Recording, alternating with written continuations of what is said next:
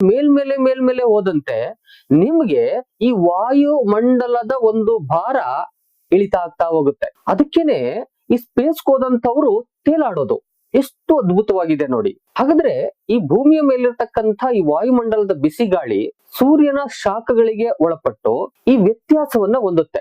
ಯಾವಾಗ ಈ ಬಿಸಿ ಗಾಳಿ ಸೂರ್ಯನ ಶಾಖದಿಂದ ಏನು ಆ ಗಾಳಿಯ ಒಂದು ಕಣಗಳಿರ್ತಾವೋ ಆ ಕಣಗಳು ಬೇರ್ಪಡ್ತವೆ. ಅವು ಬೇರ್ಪಟ್ಟಂತ ಸಂದರ್ಭದಲ್ಲಿ ಆ ಕಣಗಳು ಮೇಲ್ಮುಖನಾಗಿ ಚಲಿಸ್ತವೆ, ಅಂದ್ರೆ ಹಗುರವಾಗಿ ಮೇಲ್ಮುಖನಾಗಿ ಚಲಿಸ್ತವೆ. ಯಾವಾಗ ಆ ಒಂದು ಗಾಳಿಯ ಕಣಗಳು ಮೇಲ್ಮುಖನಾಗಿ ಚಲಿಸ್ತಾ ಹೋದ್ವೋ ಅವು ಹಗುರಾಗ್ಬಿಟ್ಟಿರ್ತವೆ.